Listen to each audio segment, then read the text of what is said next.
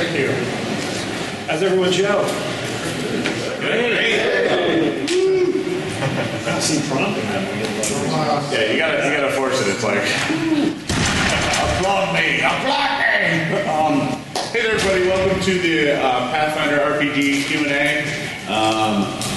This is a seminar we run every year where we talk about what's coming out, what just came out in the Pathfinder RPG line.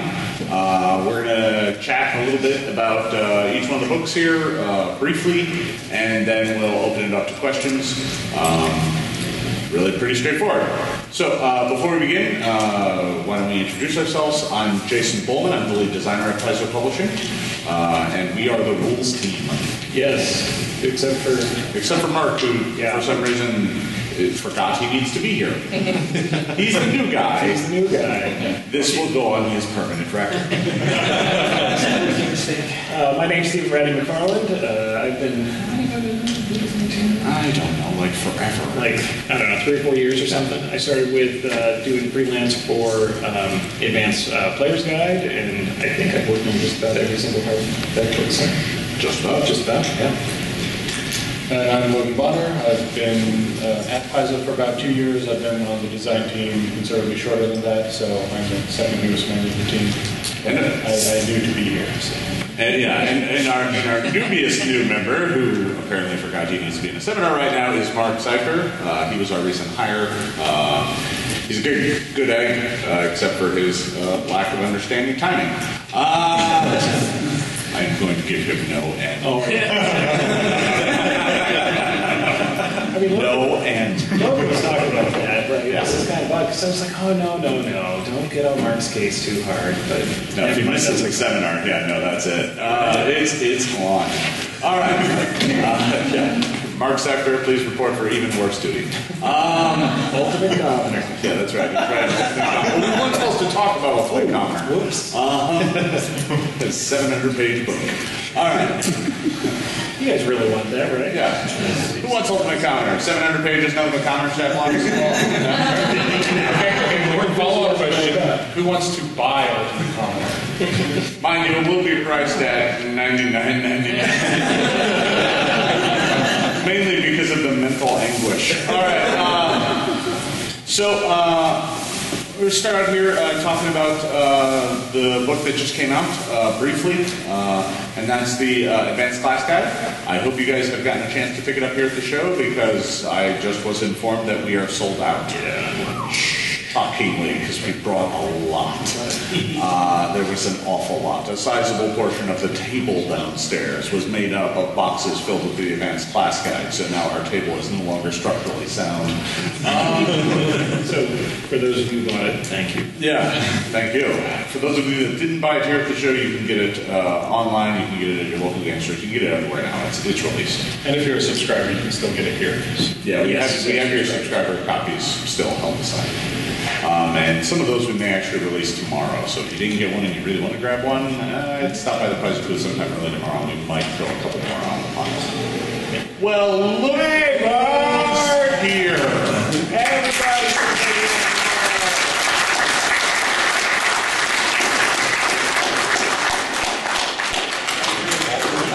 We weren't talking about you at all. Of course not. If you listen to the recording later, you'll find it. We're totally talking. I'm sure I was fired 5 times. No. If you're fired, I can't continue to punish you for not showing up. All right. So the Advanced Class Guide just released 10 hybrid classes in them. Each one draws from a pair of parent classes. So you've got the War Priest is in there. He draws from Fighter and Cleric. You've got the Slayer in there that pulls from the Ranger and is totally metal and just is all about murder.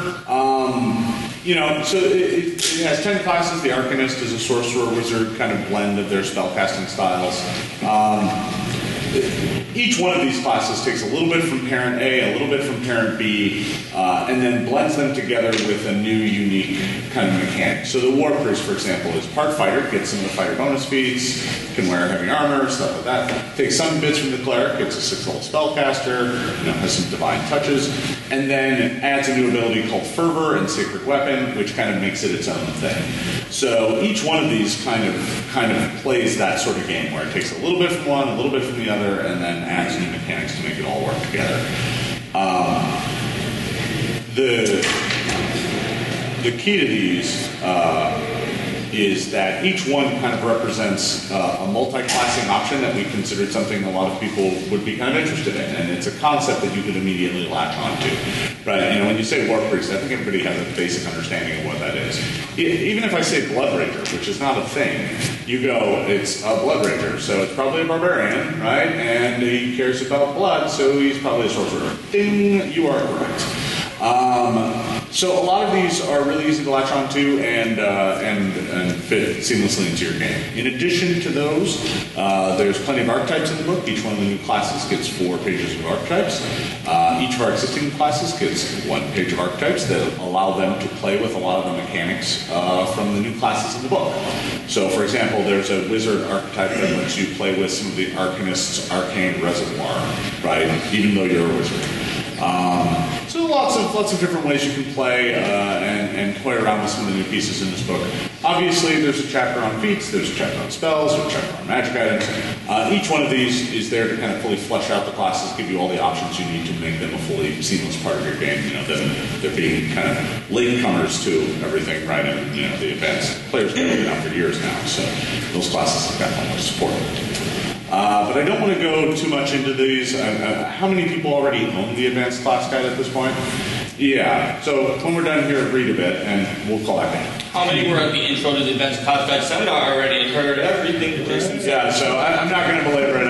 I think you guys are much more interested in hearing about some of the things that are coming out here in the near future.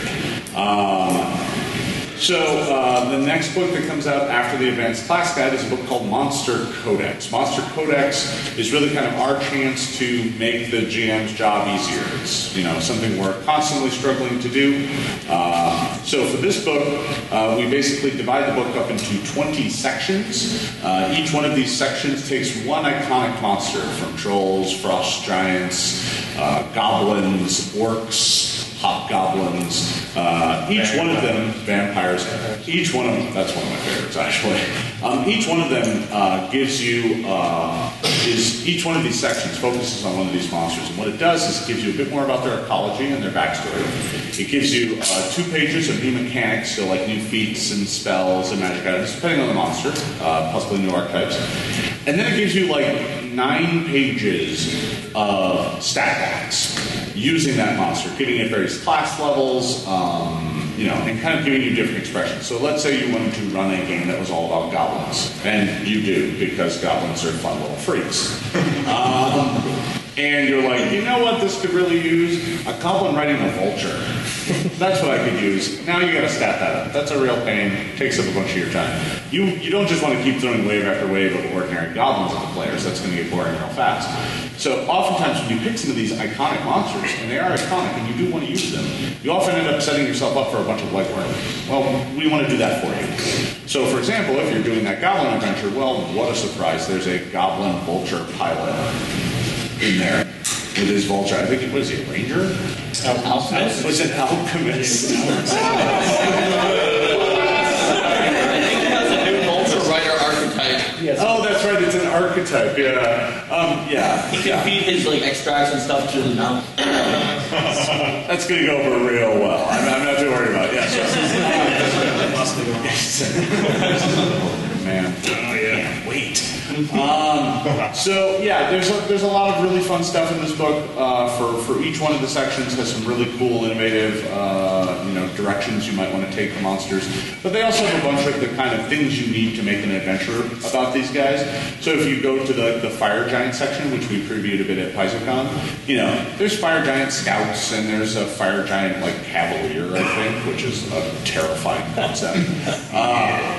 But there's also at the end there's a fire giant king and a fire giant queen, and they are CR 19 and 20. They are no joke. They're like, I am king of the fire giants, and I will prove it to you by burning you to death. So they're really cool. There's some great stuff in that book, and that book releases in October. So two things I'd like to talk about really quickly is we have a lot of rules stuff for the various races, and they're pretty much tailored for those races. But wherever possible, we made sure that those feats and spells and magic items were usable beyond that too. So there's actually hidden in here maybe some player options, even if you're not playing a member for that race. So that's one thing to check out. Especially the archetypes. Yeah, especially the archetypes. And the other thing is in the back we have this handy template mechanic that allows you to take an existing monster and put on a simple template to let them act like they have a class a little bit too. And so instead of that fire giant sorcerer, that you're going to add all those levels on and it's going to take you a little while, you can apply this template and it's going to reduce the time you need to prepare for your game. So. Yeah, there's 11 of those simple templates, and they are the 11 core classes. So if you want a fire giant that works like a sorcerer, you can apply the sorcerer simple template to it now. It'll probably add, I think, 2 or 3 to its CR, depending on what level it is. And it gives it some spells, not all of the spells. It gives it some of the class features, not all of them, but enough that your players won't know the difference anyway. It's not like the monster needs its 1st, 2nd, 3rd, 4th level spells when it has 5th, 6th, and 7th level spells. Those are the ones it's going to cast anyway. So those are really handy and really useful, and you can apply them basically in a snap. It's also a very pretty book. It is a very pretty book. Some of the art in there is absolutely amazing. Brilliant. Some of the sections are gorgeous, and the monsters are like, wow, those are really, really cool. So yeah, we're really excited about that book. We're going to be sharing more of it online as we get closer to its release. We'll do some previews and stuff like that, so keep your eyes peeled at Paizo.com for those. The next book on our agenda is coming out in December is the strategy guide. Thank God it's to the printer. This book has been a struggle for us. It's very difficult to get this kind of book right. Because you can just throw words at it and be like, hey, here, learn stuff. The point of the strategy guide is to help a new player acclimate to the full game, right? So we've got the beginner box. Its job is to kind of be like, you don't know anything about role-playing games at all, let's teach you. The strategy guide is more like you're going to sit down and play with your group of friends who are all already playing. And you're the newbie at the table. Now, typically, when that happens, when it happens to most of us, right, there was some sort of mentor at the table who would be like, no, take this feed. No, do this. No, you're going to provoke an attack over it, right? They help you. They're very useful, but sometimes you don't have one of those at the table, or they're a jerk, and you don't put up with that. But, there are times when it'd be easier to allow people to kind of learn it on their own, and that's where the strategy guide comes in. The strategy guide is really kind of a key, a decryption device for what is a gigantic rulebook, right? I mean, you're new to Pathfinder, you're like, hey, welcome, we're going to play this cool game of fantasy adventure, you're going to go fight dragons, we're going to kill them, we're going to take their stuff, and first read this 576-page book. And people go, I don't want to read that 576-page book. I'm going to go watch football. Oh, I'm glad you went with football. Careful now. I was like, where are you going with this? I'm not sure anymore. So that's the strategy guide. It walks you through character creation. It walks you through how to play the game. It takes you through all the basics of combat, points you in the right directions if you need to learn more, teaches you a bit about combat versus narrative play, kind of starts giving you, like even has tips like, so you're role-playing an encounter with, nobles. How do you deal with that? How can you manipulate that situation? How can you, play that out? So the book's really handy. I'm not sure it's for a lot of the people in this room because I'm wagering you guys are all relatively experienced, but I'm also going to wager that many of you know somebody who this might be useful for. The book is going to be an opt-in book on your subscription, so if you have a subscription, you don't have to get it if you don't need it, but if you do need it, I think you'll find it pretty useful.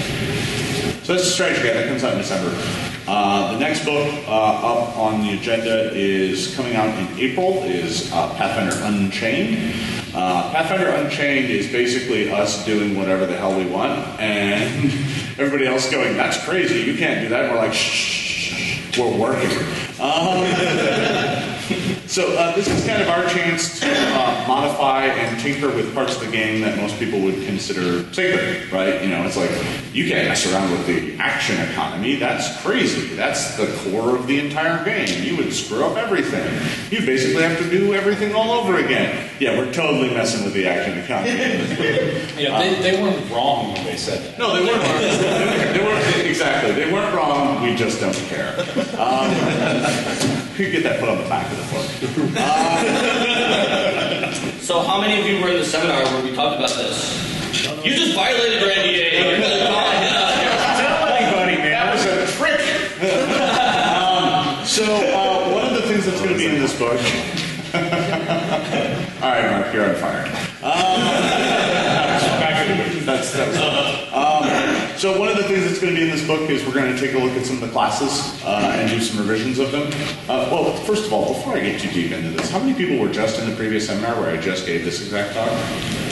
Okay, so not all of you, so it is still worthwhile. It's like, if everybody raised their hand, it's like, all right, I'm just going to move forward.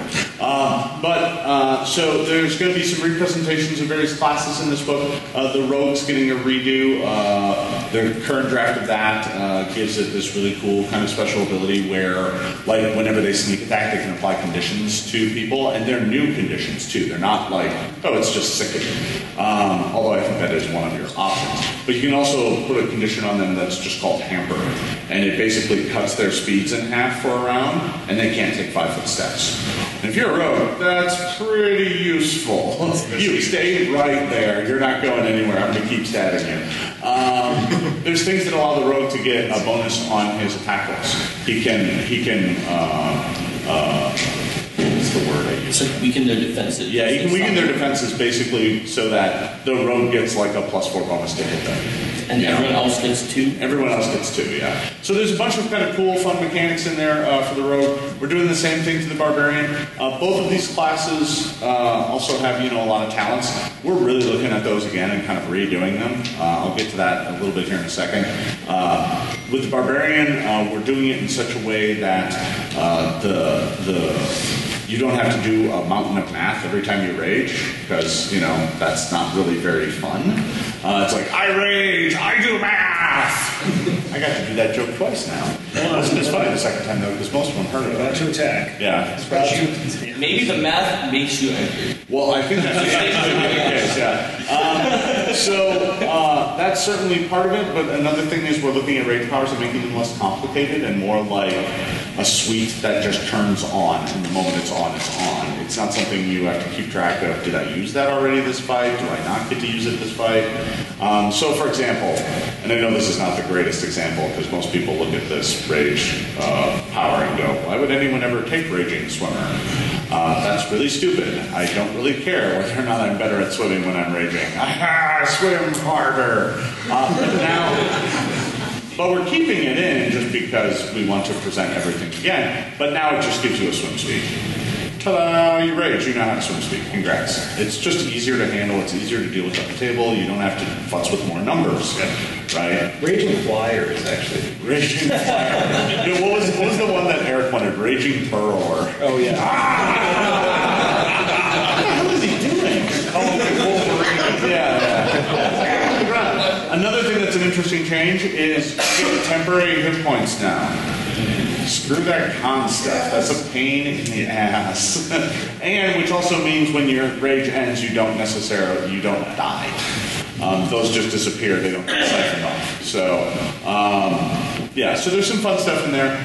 We're doing a similar treatment to the monk, where we're going to give it bump to a full BAB, and we're going to give it a suite of abilities. It actually will have choices. So if you really want Tongue of the Sun and Moon, you can still get it, but you can also get other cool things to do with your key and stuff like that. No, you know when you're not going to take it. Yeah. We'll let you take it earlier, though. How about that? Does that make it better? Oh, yeah, absolutely. Yeah, it doesn't. All right. You don't have to wait till 17th anymore? It does come in 17th or 11th. It's a really high level. I think it's like 17. It's Now we can talk high to for something worthless. I can talk to our monsters. Is it your job to punch them? But I like to talk to them first. I like to know who I'm punching. It's Barry. Oh, it's Barry. Yeah, Barry getting punched. All right, anyway. That joke won't die. At least it's not Sneakerverse. All right. Oh, and then we're doing the wizard because the wizard needs a really big power up. we really felt like the wizard wasn't good enough. Yeah. Neither was the Arcanist. So all of us are I see. So one of the other classes that's getting a revision though in this book is the summoner. We like the summoner as a concept, but boy is it broken at game tables. You can, make some big pink tentacled monster with 2 butts. 2 butts. They always have 2 butts. Well, it costs 0, probably. Yeah, you might as well just stack on as many butts as you want. Isn't there a butts limit though on the chart? I think there might be.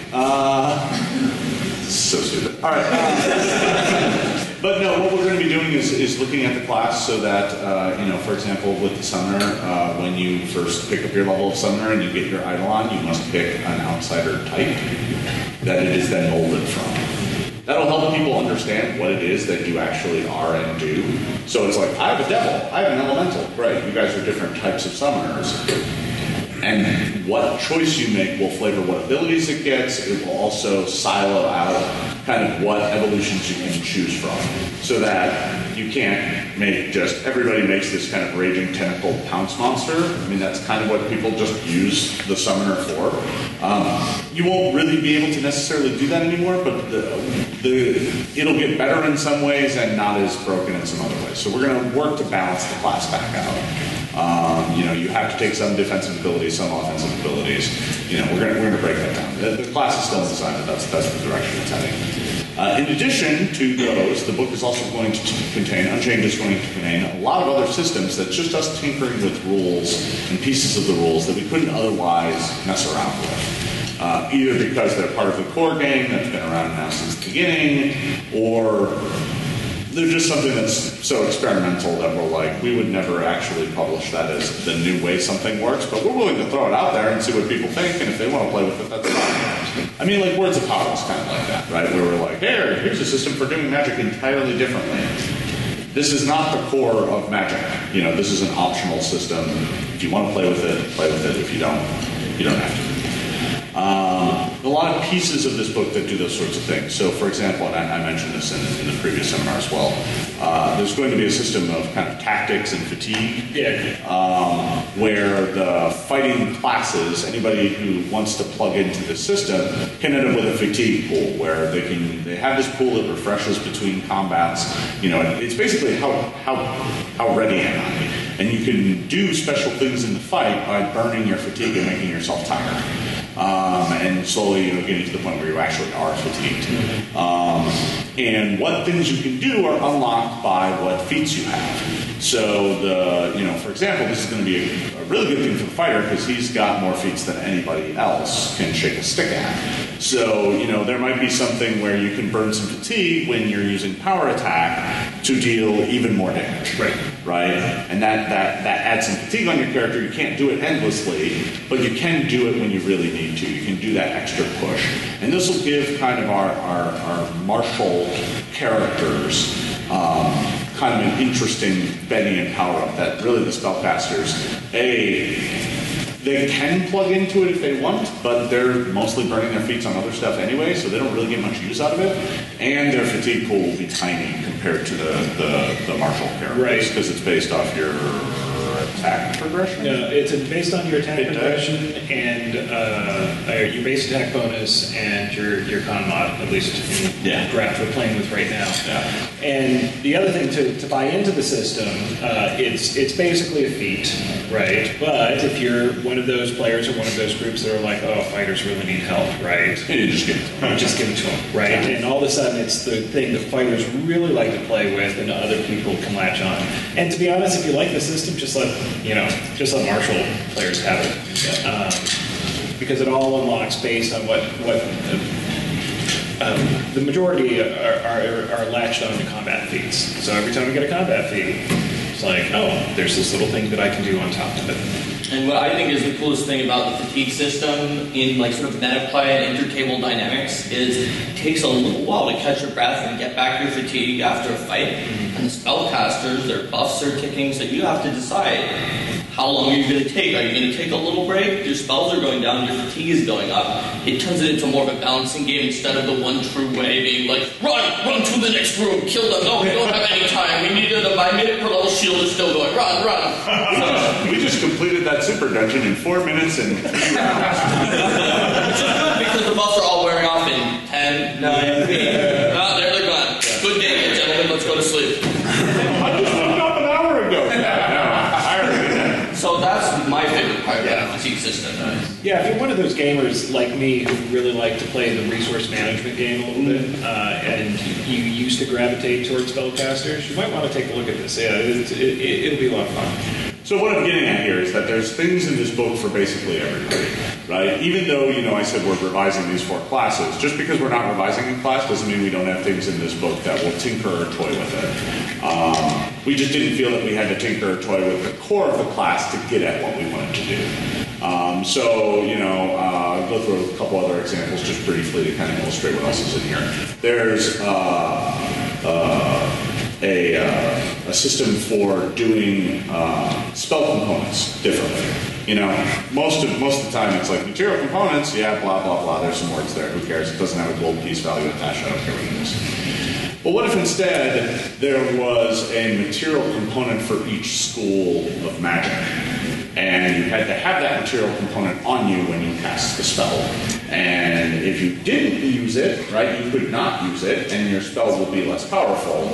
And you can use it, and your spell will be as powerful as it normally is. This sounds kind of like a power downgrade, but it actually gives us some opportunities to play with kind of like divergent up and divergent down of like, and here's the special component for this school of magic. And if you use that, your spell's actually even a little better.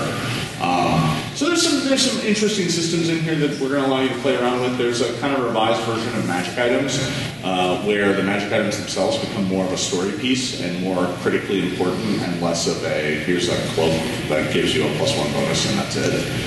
So all of the items kind of become leveling, scaling items where you get them and they start giving you abilities. Think of it like a cloak of Arachnida, but it doesn't give you all the abilities right away. It gives you some, and then as you gain more power yourself, it unlocks some of its more powerful abilities. Your characters would have fewer magic items.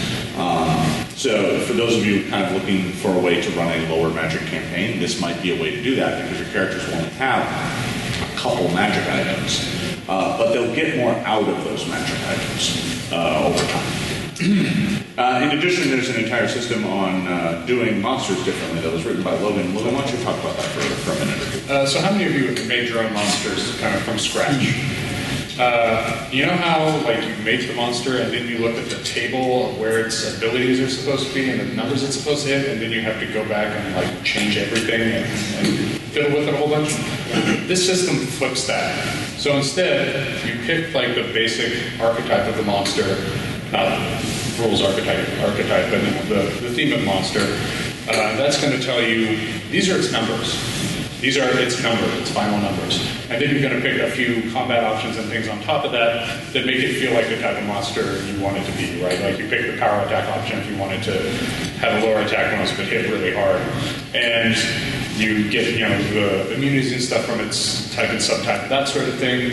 But it's meant to get a monster ready to go in a very short amount of time. So you aren't spending all your time, even if you're making a brand new monster, you aren't spending all your time designing a monster when you have other stuff to prep for your game. Because in the grand scheme of things, how many hit dice your monster has is almost always irrelevant. There's a handful of spells that care, and that's it, right? What's its will save without its ability score bonuses and everything built in? What's its base will save? No one cares. There's no reason you ever need that piece of information. Or almost none, and if there is, you can just go, 4. And the idea is most of its stats you're still going to generate, they just aren't if you look at the strength alone and the base attack bonus, you won't necessarily get the exact modifier, but it's hitting the numbers that it should hit for this class. Like, it ignores all of its feats, right? All of its gear, that kind of stuff that usually you need to mess with to get the numbers to fit. Yeah. So the great thing about this system is it's compatible with the old system too. So if you really want to stat up that badass dragon with the levels of sorcerer and everything else and do it that way, you can definitely do that. But if you want to go and stat up his minions or his bodyguards, right, you can do that very quickly and it can be done, and the next thing you know, you're at the game table rolling dice and having a great battle. Yeah, it's a way for you to make something that maybe isn't as critical to the campaign, right? If you're super villain, you're probably still going to want to stat up. But if you're just making, a four-legged Abiyag instead of a three-legged Abiyag, this would be the way to do that. There's also, if you're creating a spellcaster type monster or something with a bunch of spell-like abilities, there are a whole bunch of sample spell lists, so you can just be like, fire, CR8, these. Sounds good. Wait, I'm going to switch this with magic missile. Okay, good, done. You always need more magic missile. All right, so that's Pathfinder Unchained. This book comes out in April. It'll be a hardcover. It'll be 256 pages. Just to cut the question off the past, there will not be a playtest of the new classes in this book. We kind of consider that we've been running the game now for 5, 6, 7 years to be the playtest of these classes. We've gotten a lot of feedback on what's wrong with them, and we're going to be using that to kind of do what we need to do to these classes. And they're just kind of refinement and polish passes anyway to some extent. So the summer 2015 book is called Occult Adventures. And similar to Mythic Adventures, this is kind of a skin book that you can put onto your campaign and be like, we're going to run some Occult Adventures. And when I say Occult Adventures, the thing I want everyone to understand is that what we're talking about here is kind of, if you think about real world occultism with mystics and psychics and seers and that sort of stuff, that's what this book is going to bring to Pathfinder. And what that means is that this book is going to contain a system for psychic magic. There's going to be 6 classes in this book. The 6 classes, we're not going to spoil all of them here, but I might talk about 1 or 2 of them just to whet your appetite and give you guys an idea of what we're thinking about doing with this book.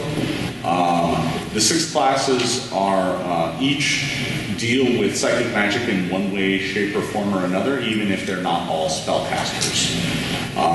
So, for example, one of the classes we're doing is the... I'm trying to decide which one to spoil. Do you want me to help you? Now let's talk about the kineticist. Okay. Yeah. Do you want me to talk about it? Yeah, just keep it brief. I'll keep it brief. Yeah. And thin. So, when you think of the kineticist, maybe the first thing that comes to mind is telekinesis. So, what we're rolling with now for the kineticist... Maybe for you, man. I think about pyrokinesis. Okay, we've got that for you too, Jason. Oh, good.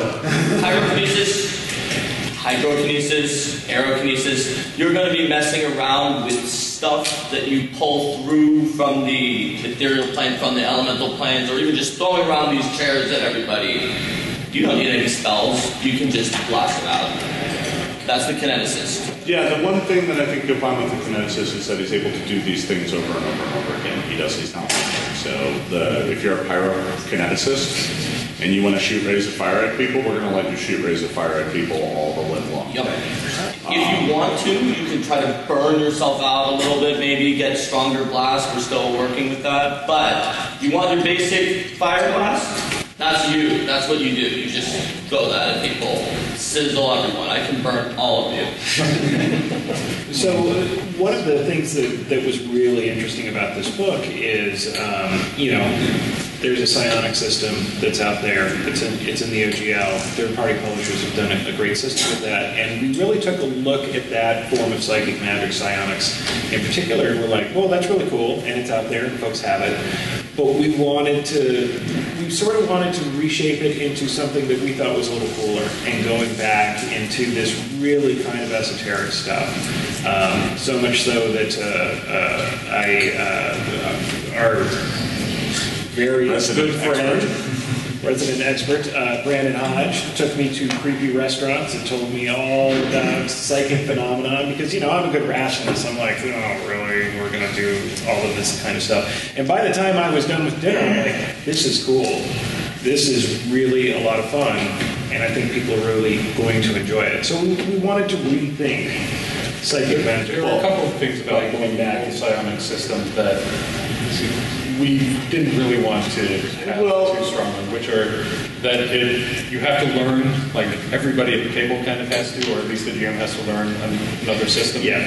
And it's also, like, it's kind of weird stuff that doesn't really connect a lot to the rest of the world in a lot of cases. So, yeah, to clear that up a bit, there are those issues. There's also some power issues of, like, PowerPoint pools and being able to Nova your best abilities out, if that's not too techy for everybody.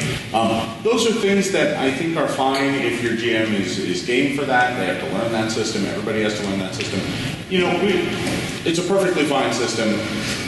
We decided not to follow that path. We're going to be treating psychic magic a lot more like we treat arcane and divine magic. You will have spells that you are able to use if you are one of the various casters. And as we said, not all of them are casters. Like the kineticist is not a caster.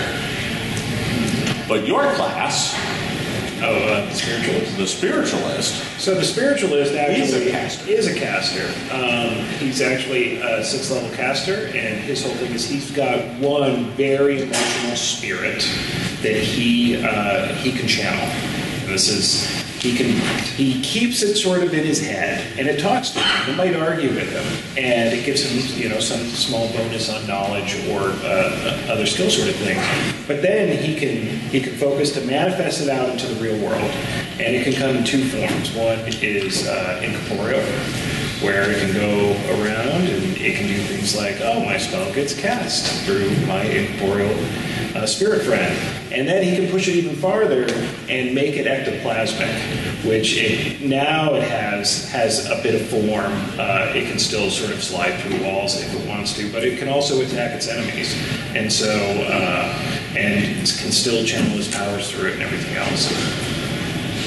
Yeah, that's it. There's some really exciting stuff in here. There's 6 classes in total. I think that's all we're going to talk about today as far as the new classes in the book. We'll save the other 4 for the coming weeks. There is going to be a public playtest for this. You'll be able to download that from Paizo.com here. I would say not in the next few weeks, but sometime shortly thereafter. We're still in the process of finishing up our initial design drafts on these, but we're going to want to get them into your hands as quickly as possible. A lot of it's going to be stuff that you already know and are familiar with, right? I mean, there's going to be more spells. We're probably going to take some of the stuff from psionics that we think fits what we're trying to do and make our own versions of those and do our kind of own drafts of those. But really, that's probably going to be the extent of the overlap. Beyond that, the rest of this book is going to contain a lot of information about how to run an occult game and what things go into an occult game, right? I mean, it's stuff like, there's stuff about reading auras, there's stuff about understanding chakras, there's stuff about, how our core game deals with the ethereal and the astral and what the philosophy is behind those and how those actually play out. Right? So, body and energy and corporeality comes from the ethereal going into the elemental planes, but spirits and souls come from outer, and where they meet is the material plane. We're going to talk about that sort of stuff. The book's also obviously going to contain a lot of new spells to go with the new casters. Archetypes for a lot of the stuff. Boy, I can't wait to do, the archetype for, which one was it? The Magus archetype. That might be the guy that ends up, we might end up doing a second version of the Magus. There's going to be some fun stuff in there. I probably shouldn't have named it that, but that's fine. It's not even written yet. It's not even ordered yet. Yeah, I know. It's like way too early. All right. But there's also going to be a section of monsters in here where we do some psychic versions of classic monsters, right? Because we've got a lot of monsters that we've put out, but we didn't have the rules to do them kind of the right way, or not the right way, but the psychic way. So we're going to, just like in Mythic Adventures, there were some mythic versions of classic monsters, which I think went over relatively well. We nearly just put brand new monsters in there, but the problem with that is then they're locked away. And if you didn't buy Mythic, you never get them, and they're hidden away forever. But like, we did crystal dragons back in Bestiary 2. Those really should be psychic. They're not. They just have spells. And mind you, psychic magic is spells, but we'll probably change up their spell lists and give them some other abilities as well that play with some of the other systems in the game. But there might be some demons in there. There's going to be some of the monsters that have classically had some psychic touches. We're going to probably put some of those into this book. We're going to go old school and have a psychic Duergar. Oh yeah, can't wait. But then there's also going to be a section of magic items and stuff like that in this book. You'll see Ouija boards and crystal balls and a tinfoil hat, and I still don't know what we're going to call it because I don't think they have tinfoil. We'll need Galarian, but we're going to come up with something. We could go with a tin hat. Tin hat, yeah, no, something. But Logan's name is Static. Oh, that's right. Yeah. That sounds classy. Considering you're just wrapping your head in foil. People in this room. So that's Occult Adventures. That's going to come out next summer. You're going to hear a lot more about it in the months to come. We're really excited about these classes. I mean, I've enjoyed doing the class design we've done up to this point. There are some classes in here that I am just ridiculously excited about. I mean, I can't wait to tell you guys more about the Mystic and. I'm going to shut up now. I thought we don't have one of those anymore. We just nixed that name. Did we mix that name? Totally. Yeah. No, we moved. That's right. We moved the occultist over to the Mystic. I'm really bad at this. I know. You should have a seminar. But yeah, it's a very exciting book. Yeah, it is. So with that, we've got maybe about 5 minutes here for some questions. 5, 6, 7 minutes for some questions. I want to make sure we clear out and give the next seminar a chance to get in here. So if anyone has any questions, we'll open up the floor right here. I came in here with a specific question. In the advanced class guide, the skull has Song of the Fallen at 14th level. It's actions raised dead for as long as it keeps singing, right? What happens if you do that and you slap the guy with heal? They still got to say no rules questions. Yeah, so sorry. To be totally clear though, he still dies. Okay. However, just so people know, because we've had this happen before, some of our very first rules seminars, when we first started doing this, people just came and started asking rules questions. I'm like, this is really exciting. Let me get out my book and just start looking things up. And all right. If I might have to, the classes in Pathfinder Unchained, how will that affect Pathfinder Society? We're still talking about it. We're still talking to them about it. There is a possibility they may sanction them. We don't know. Okay. For your home game, you can mix and match. They can do whatever they want. But we're still talking to them. And to be honest, they still need to. They want to see them. Yeah. I don't want to make any pronouncements on that one way or the other. I think there is a decent chance that these might make it in. I'm not going to guarantee. And in the best possible world, and we might be living in that world, we'll, they'll take a look at it, come back with any feedback, and we'll try to address that feedback. Yeah. And if we do the summoner right, they might force people to change it. Over here. Similar to actually a follow-up to that comment, since things like the summoner are a fix, or a lot of these revisions are also looking at fixing the things that's wrong with them, will these become the new default for these classes and books going forward? No. Because Pathfinder Unchained is designed as kind of an alternate book, we're going to continue basing everything. We don't want to have there be this artificial divide where everything, pre-Unchained versus post-Unchained in our lives is not something we're going to want to. Right. That would be chaos. And I've not talked to the Adventure class developers or anything else, but we also have a way to reference classes from other books, and so maybe it's no certainty they might want to use the rogue from Unchained. You can see that it just fits really well, and they would probably let you know that this is the rogue from Unchained. But and here's the thing: the upside is, in most cases, it'll be really hard to tell that you're necessarily using the other one, except for the fact that instead of Trap Sense, it'll have a much more awesome ability called Danger Sense. And if you realize that those are synonymous, you can just play with it that way. I'm terrible. Awful. Over here. Will the changes to the classes in Unchained be significant enough that it'll invalidate a bunch of archetypes? We're hoping not. So one of the things that we're trying really hard not to do is change the names and placements of things. We're just revising what they do. So if you still want to swap them out for something else, you can still do that. Now, for example, one of the changes I just mentioned was we changed Trap Sense to a cooler ability called Danger Sense, which basically is just like Trap Sense. It's just that it also gives you a bonus on perception checks to avoid being surprised. So it actually makes that an ability people would want. Yeah, which probably means the arc attack is a little less powerful by contrast because it was having a mechanic replacing the weaker ability. Yeah, so, but in the end of it, it says this ability is treated as Trap Sense for anything that requires Trap Sense or needs to be swapped out for Trap Sense. It sounded like you touched on this a little bit, so maybe the answer is yes, but in addition to having ways to create new monsters just from scratch, it sounded like maybe also that would help work for advancing monsters, like multiple levels, instead of just putting a simple template on them. Possibly, but the system is meant to be simple enough that it's probably easier to just look at it and be like, I see what this does, and then rebuild it, because it's a very It's a simple little clunky today. It's like 4 or 5 level advances, and then compare it to the monster creation and see if you're in the ballpark. And So you could use the templates from Monster Codex if you wanted to do some level advancements. Those are handy too. When you have those, you might be like, oh, yeah, I'm not doing that. I'm just going to do this. It's also got kind of an expanded version of the benchmark numbers table. So you could just be like, well, I'm just going to bump the numbers to these new numbers and use the damage value. you're in the right ballpark and see it.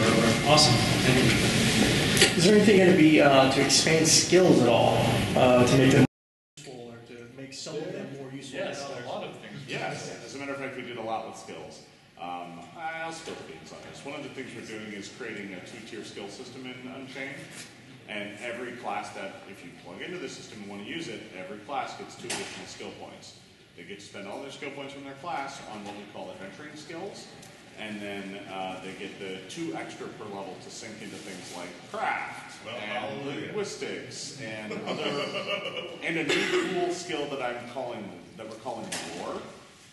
It works like a knowledge skill, but you have to pick one specific thing.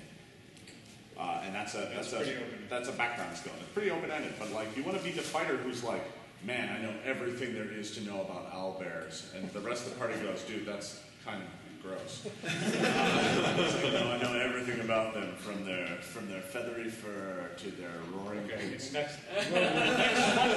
Over here. Are you going to see any revamps to crafting rules, either mundane or magic? Yes. Next. I would say The mundane is definitely in the book. I'm not sure about the magic. It's going to depend on I'm some not sure. Yeah, I'm not 100% sure it's totally worth it. I know it's kind of a pain, but it'd be one of those things that's like, here's a different way of figuring out the number. Everything else still uses that other system, is going to continue using that system, so... We have something for the magic. Yeah, we do. It deals with magic items, but it's less about like just revamping the pricing formulas. It's more to make it interesting and fun to actually make the item rather than just calculate it. Right. All right, and I got time for one more question, and then we're going to call it wraps. Anybody? Oh, over here. Is there any, are there any plans to put the advanced class guide into use in other products, like see those classes in Galarian or even in Adventure Paths? So in October comes Advanced Class Guide Origins. It is a player companion that takes all 10 of those classes and nativizes them to Pathfinder World. Tells you where you might find them, what orders actually have them, where they come from, where they can train, has new archetypes, has new rules, has new features, spells out kind of all that stuff, and that comes out in October. And beyond that, you'll start seeing them pop up in adventures. I know that they've been used in a number of adventures that are coming to print already, and you will see more and more of them over time. And that about wraps it up, everybody. Thank you very much for attending.